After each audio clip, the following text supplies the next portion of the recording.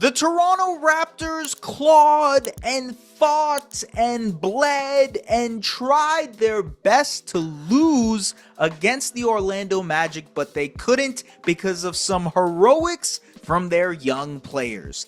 Let's go to a crazy film room. So the Toronto Raptors ended up with some pretty precarious lineup decisions in the fourth quarter. They ended up playing Scotty Barnes and Emmanuel Quickley 4 and 2 minutes respectively. Jakob played 4 minutes in the fourth quarter as well. RJ Barrett led a lineup of a bunch of rookies and two-way players. And in the final 3 minutes of the game, the Raptors ran a lineup of Orlando Robinson, who they just converted to a contract, Jared Rhoden, who is on a two-way contract now, AJ Lawson, another two-way player, Jamal Shed, and Jacobe Walter. That's the lineup that they ran out there with the Orlando Magic making a run. And somehow, some way, they still won the game.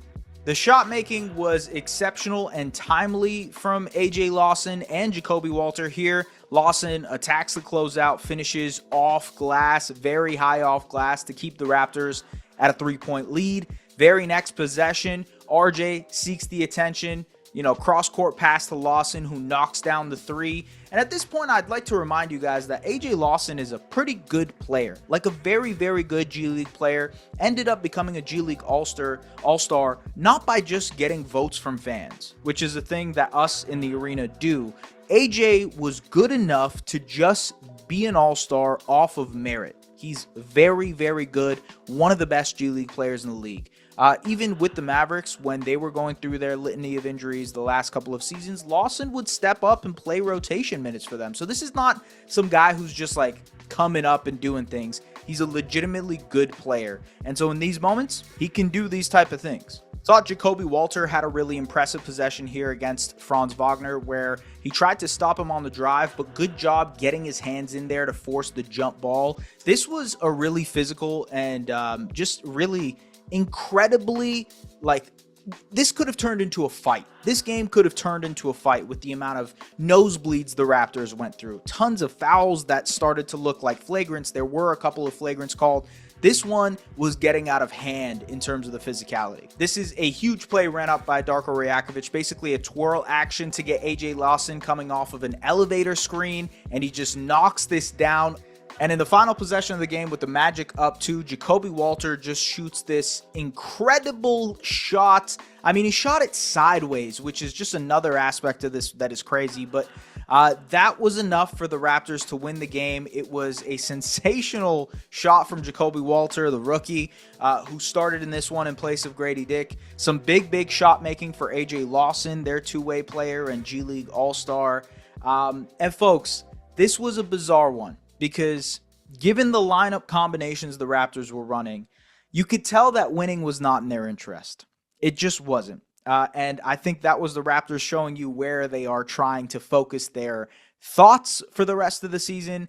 It's development, but in a way where it's like, look, we're also trying to make sure that we are working towards those lottery balls. And so tonight was an example of that.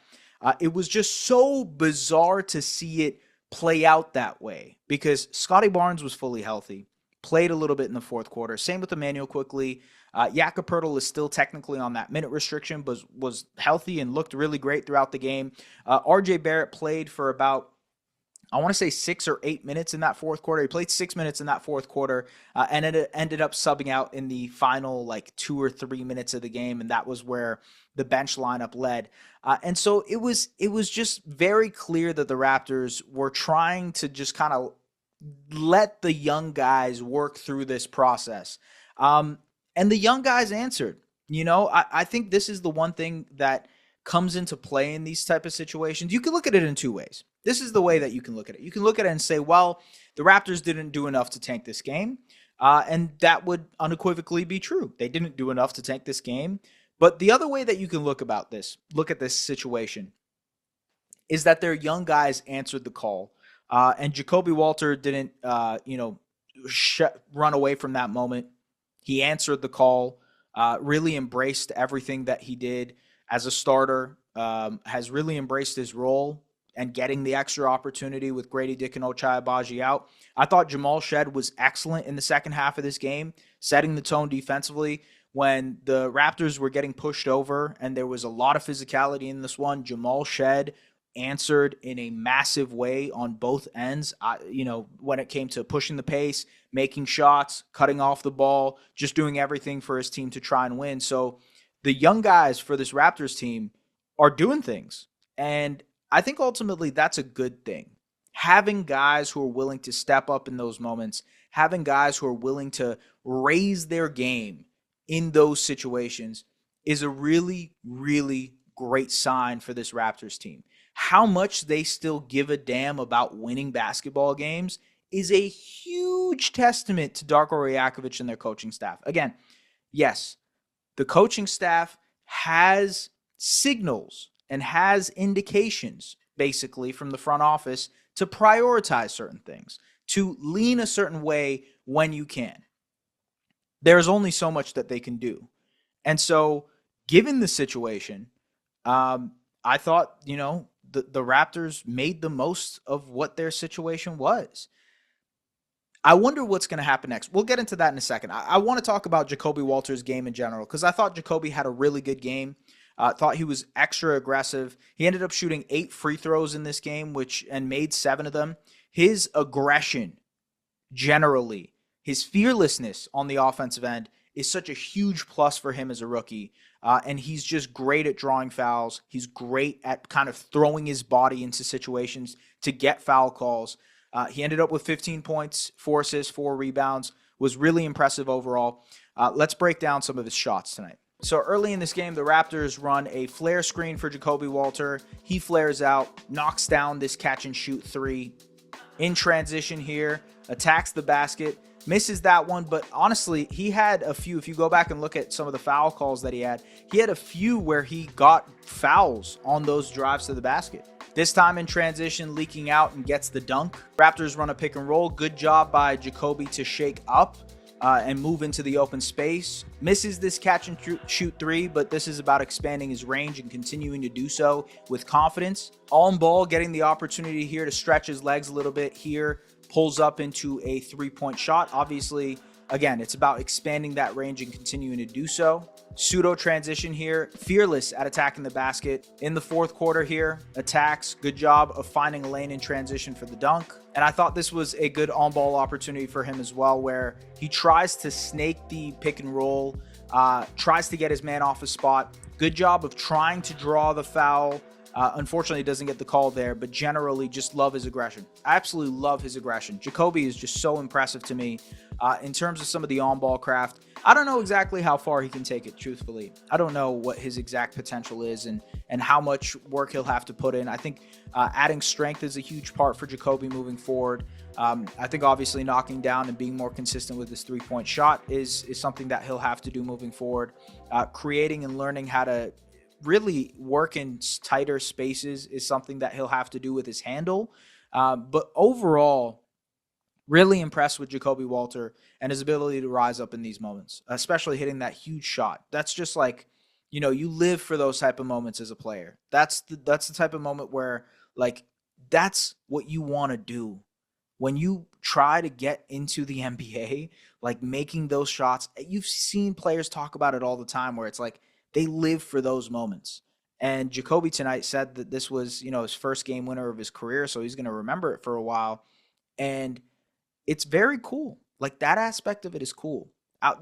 Tanking aside and everything like that, this is a very, very cool moment for Jacobe Walter, and signs pointing in the right direction for him in his career of both figuring out on the offensive end and the defensive side of the ball. I think he's a really impressive defender too. So just a really good two-way rookie that the Raptors have in their system that they can hopefully develop over the next couple of years. And we'll see how that looks. We'll see how things kind of progress and develop over these next couple of years. I think this offseason is going to be a really important one for Jacobe as he builds out his strength, as he works on some of these, shot creation opportunities and fine-tuning what he wants to. Obviously, the Raptors coaching staff will be a big part of that. So basically, the part I wanted to mention moving forward is obviously everybody knows the Raptors' schedule in the next little bit.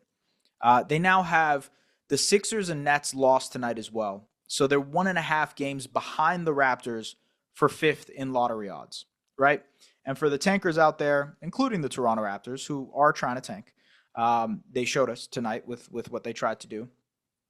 I'm very curious to see how much more gamesmanship we'll see in this next stretch, because they've got Utah, Washington twice, Utah again, the Sixers. They play the Suns, who are really struggling right now, and they've got a lot of easy games coming up. A lot of easy games. And so, how much more gamesmanship will we see? Will we see players being rested? Will we see did not play injury management? Will we see, whatever player is injured?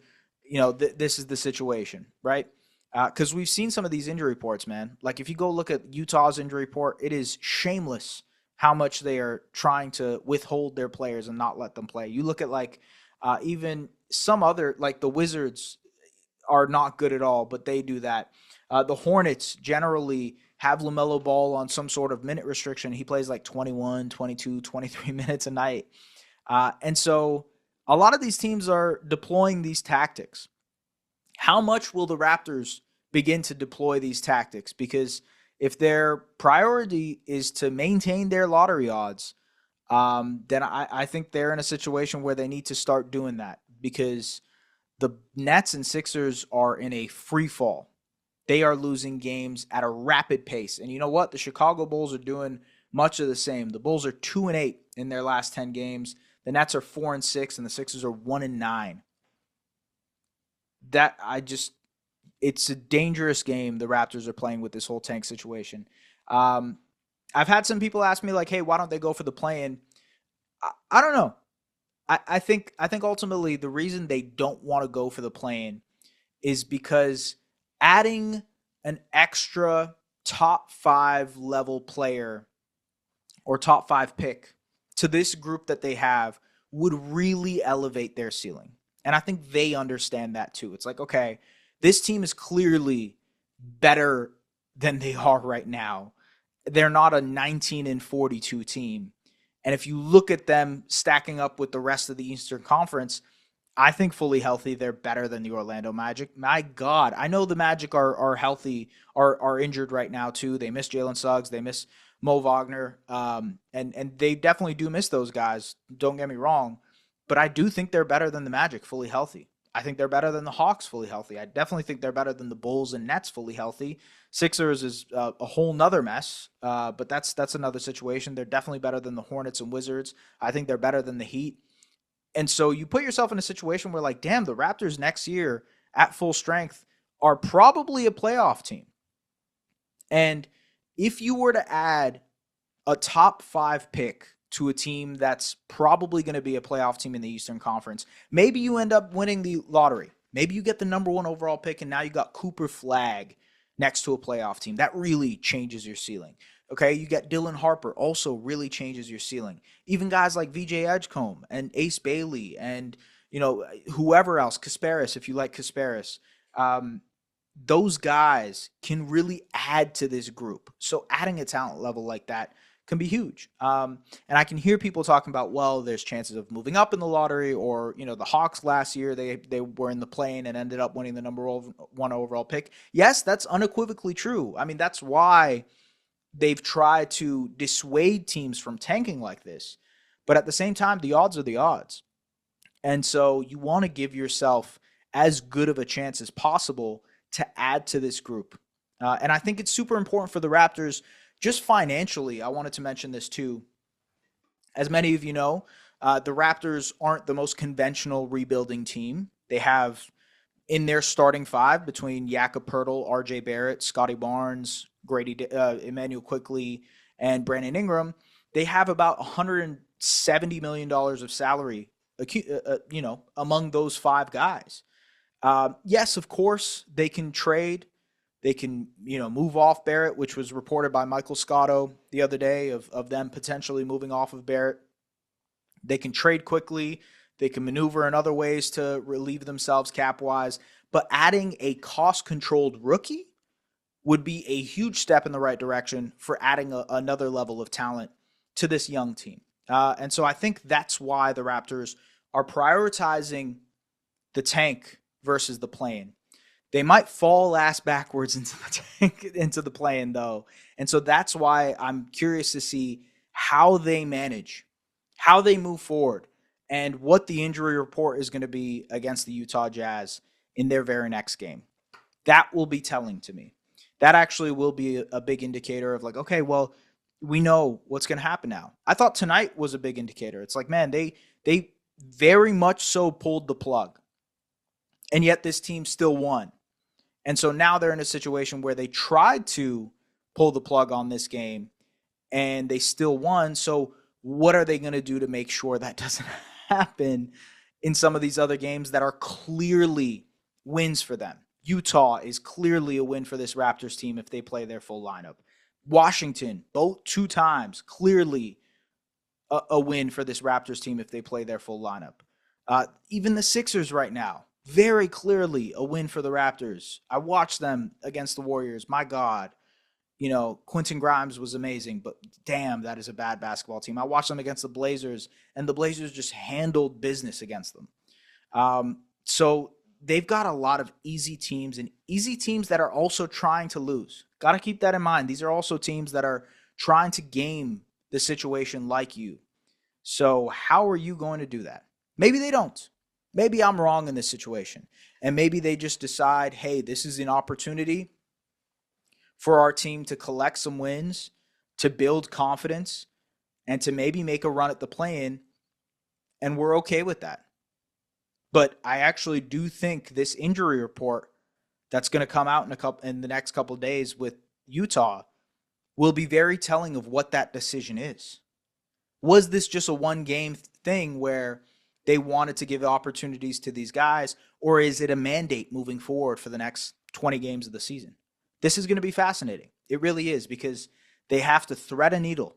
And honestly, I haven't seen a team do what they did tonight. I really have not seen a team do what they did. Usually teams will not play players, they'll put them on the injury report, whatever, but they played them for, most of the game. They played their lineup and then just pulled it. It was very, very interesting to me. And it's unique. It's unique in the way that they approached it. I'm curious to see how they do it for the rest of the season. But shout out to Jacobe Walter. Huge shot.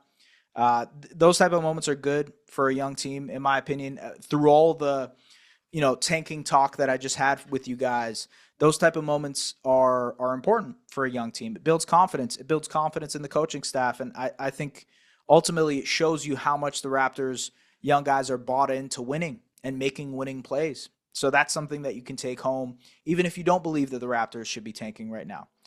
Folks, as always, subscribe to the Raptors Republic YouTube channel. Appreciate you guys very, very much. And we will catch up with you guys next time. Salute. Bye-bye.